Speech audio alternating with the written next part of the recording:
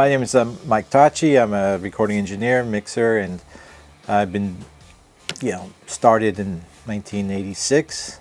We started at a studio called Sound Castle. And before that, I worked at a rental house. We rented all audio gear to all the studios, so I would learn the new gear, like the new Rev 7 or the AMS. They just came out. It's a long time ago. And then I would learn the gear and deliver it to the studios, and then show them how to the settings and how to work the new gear, because they just got it. So I'm going to all the top studios, and I got to learn, meet all the good engineers and studios and everything. And then from there I went to a studio called Sound Castle, and we did a lot of R&B acts like Jermaine Jackson, Natalie Cole, and George Clinton. I worked a lot with George Clinton.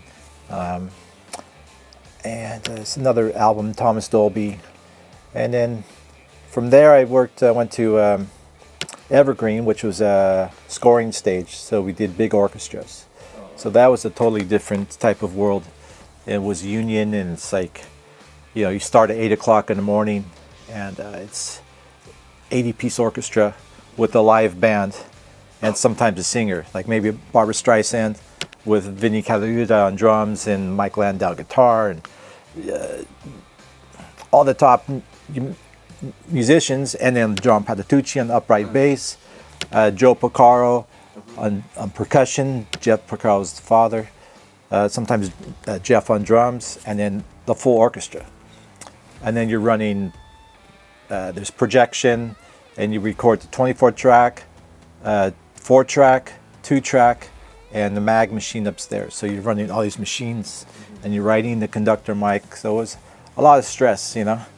And then after that, I ran into a producer, Richie Zito, who was like a producer of the year, and he asked if I wanted to go to the studio where he was working all the time. And I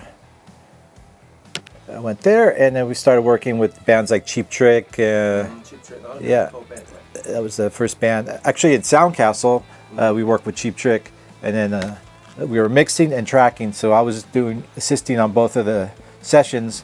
So when they were mixing, they had to start one more song. So we did the "Don't Be Cruel," and I recorded that in the other studio. And then I went to 101, which is a bigger tracking room, more rock and roll. And then it was Cheap Trick, the whole album. No, one song we did there. And then Heart was a good one. I really liked that band. And then Bad English was a big one. Eddie Money, and a bunch of these pop bands.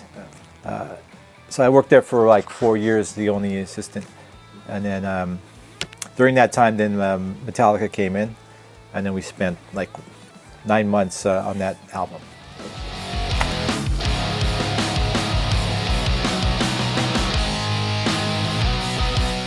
I grew up in a small town in Northern California, and a friend of mine I went to school with, I ran into him at a garlic festival.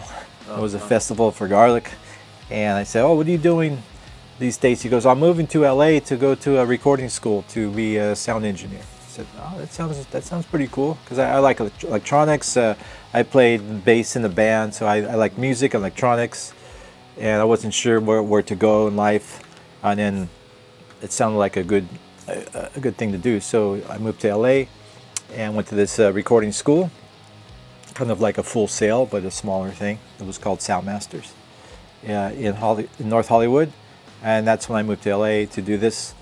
And then from there I started, I worked at the rental house, and then from there to the studios as an assistant, as a runner, to an assistant, to as an independent.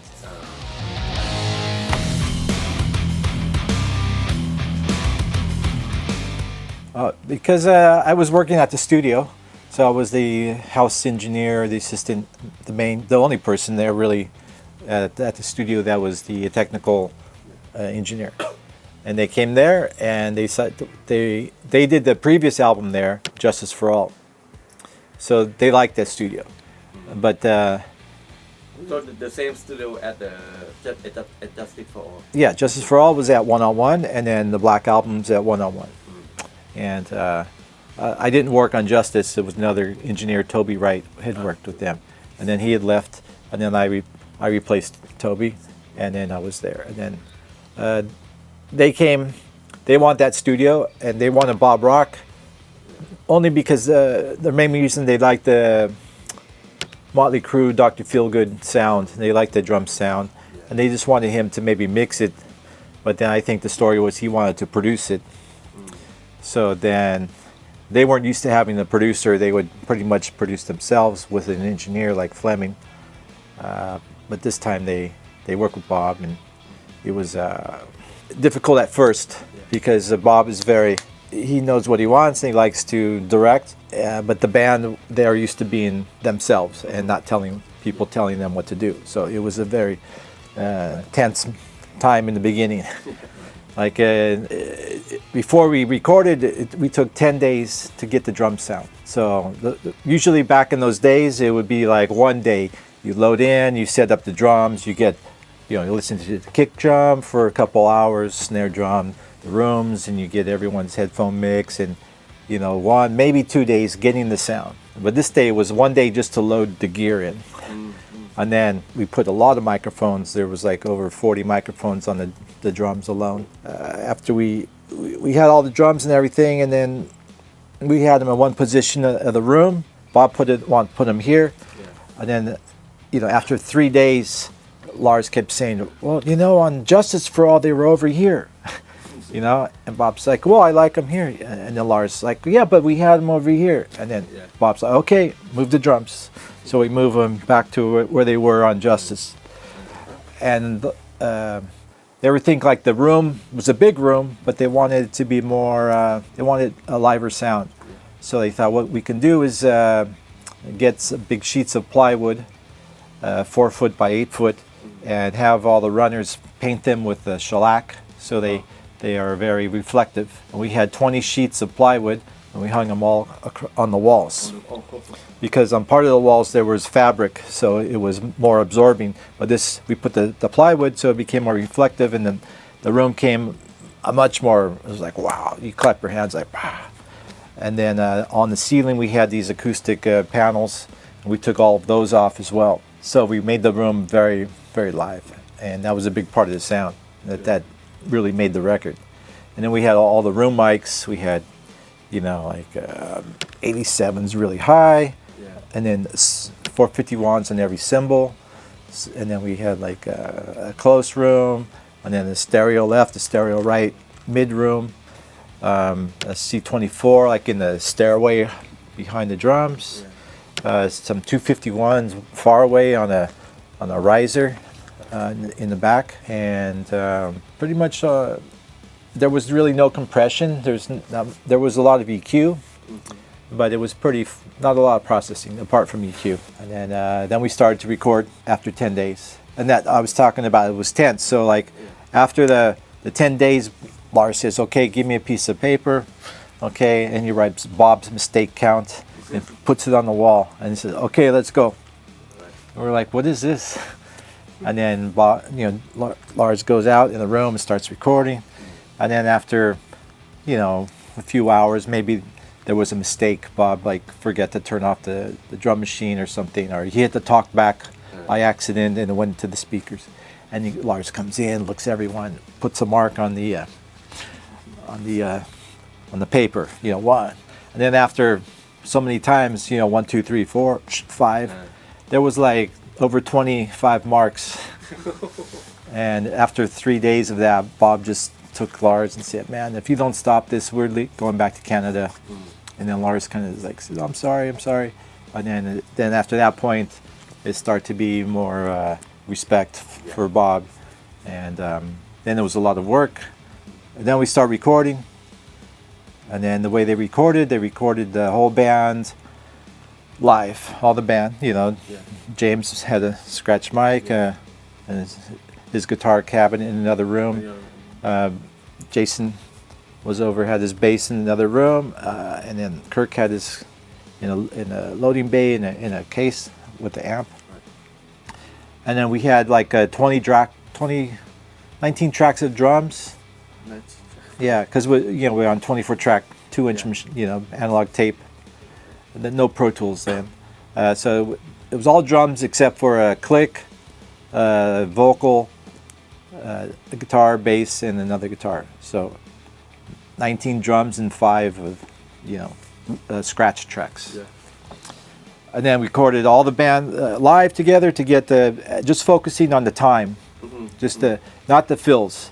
So many takes. So like maybe 2 days of just recording, just the fills of one song. I mean, not the fills, the time of one song. So we had like 25 reels of tape for one song. For one song? Yeah.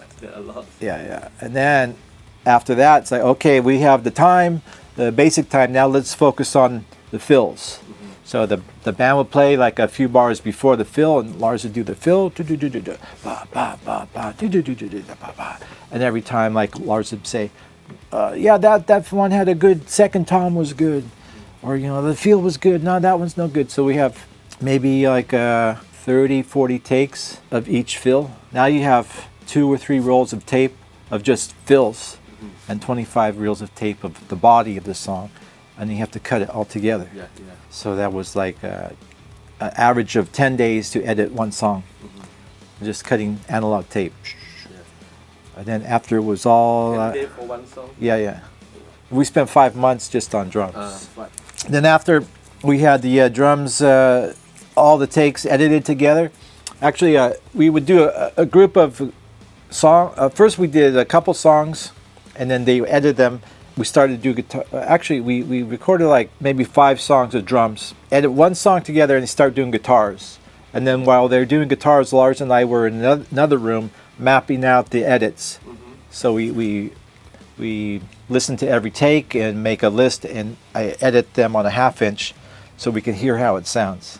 And then after that, we have a map for all the edits, and then we go, and Randy would cut all the 2-inch. Randy's Bob Rock's engineer. Randy Staub, and he edited all the 2-inch together. So then, we had like, the edit master, and then after we have all the edits put together, all the parts, the takes, Lars would come in. Okay, let's listen for snares if they're late. So if a snare was late, then they would have to remove a little sliver of tape. We call it an air cut. So you have 30 inches of tape for 1 second, and it goes by. And it's like, kick, snare, and if the snare was late, you remove tape to bring it closer. So now the snare is not late. In Pro Tools, you just, do it very fast in Pro Tools, or some people do Beat Detective.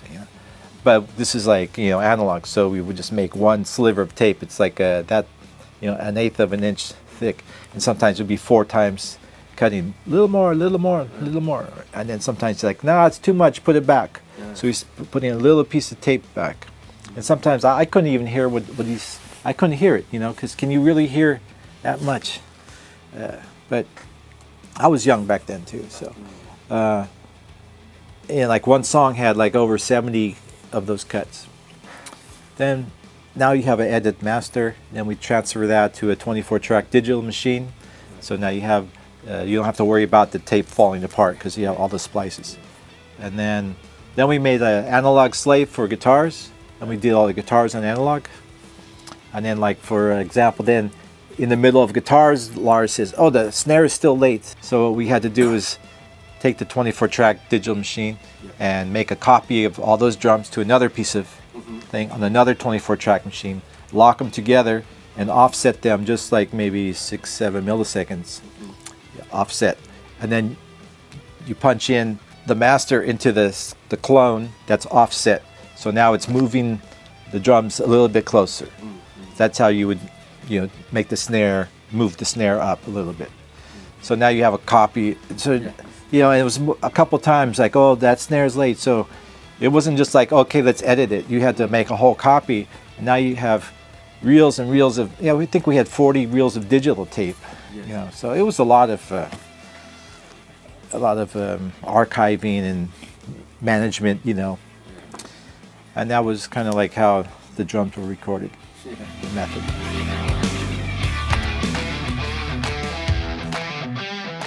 Yeah, they were easy to work with. They're all nice guys. It's just good work ethic. It was all serious, but Sometimes it was fun, sometimes it was tense. Lars was more tense. James was kind of like always joking and happy and plays amazing. Like his timing was perfect.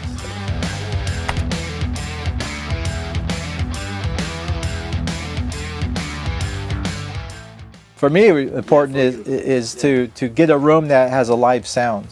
You know, if you first, the room is the first choice. You know. And then some, like I've worked a lot in other countries, like in Italy, and a lot of there's always low ceilings in a small room. It's like, how do you get a good room sound? This is always kind of the challenge, you know. If there's like another room that has more ambience, then you can, you know, put a room mic there and, you know, try to capture some ambience and position the drums so they're going out here. Like if someone's at home recording in a small room, but they have a, you know, a big hallway or something, you know, I could open it, or a bathroom that has a lot of tile. Yeah, you know, a lot of people do that, you know. They don't think, they just think, oh, this is where the drums go, and then it's you know, it's kind of dead, and then they put artificial reverb on it, and it doesn't sound the same. Like when you compress a room sound, it has this natural excitement. So that's always the thing. And then, you know, miking techniques. Like I like space pair overheads. Some people like XY, but or you know, different techniques. I like just a space pair.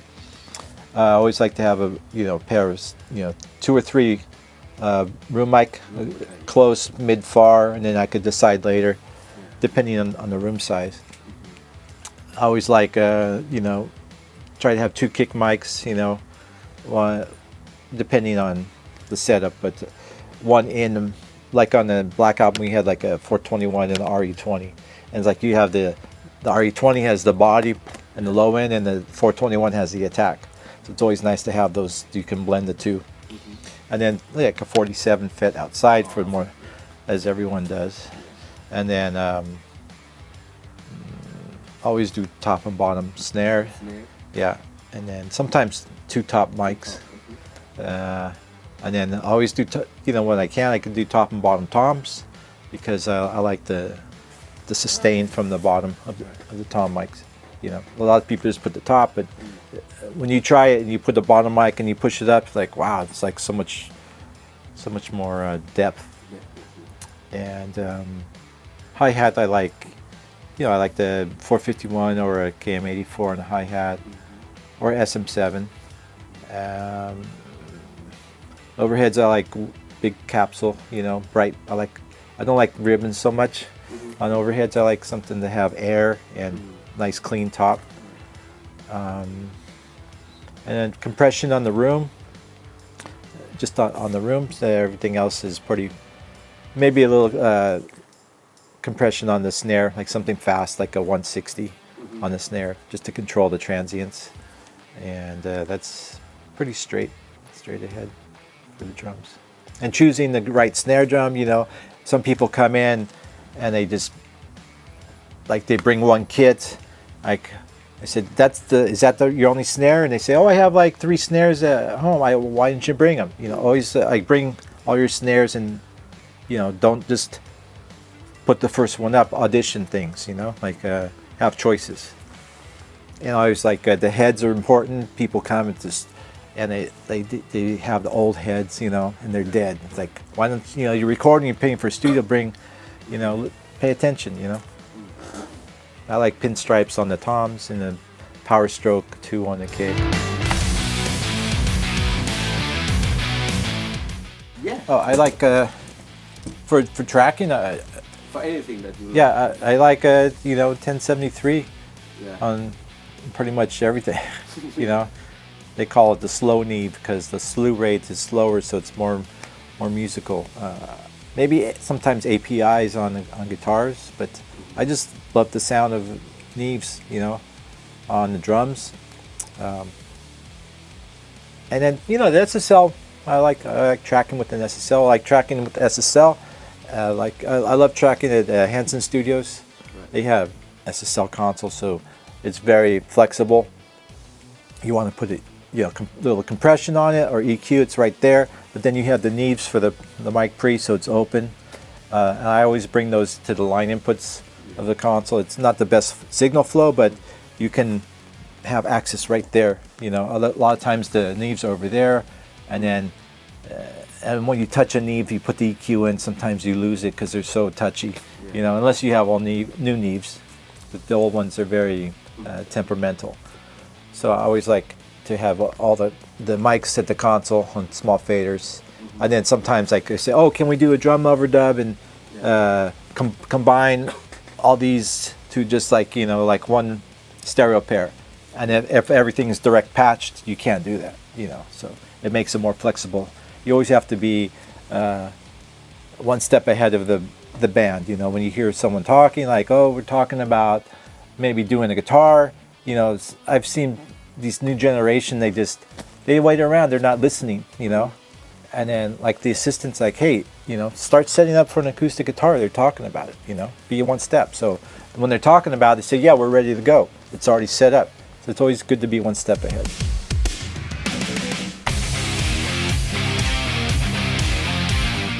Well, I mean, the Black Album's the most, you know, monumental, and you know, it's something I still like to listen to. You know, those songs are they're great. You know, and I like some old, like Heart was a good one. I worked one album with John Anderson from Yes. I like that. I did one with Michael Schenker. That was really good. He's a great guitar player. Another one, Lynch Mob with Georgia Lynch. He was one of my favorite guitar players. So a couple of those bands. So thank you, Mike, for coming to visit us. Oh, my pleasure. And hope you're coming back again.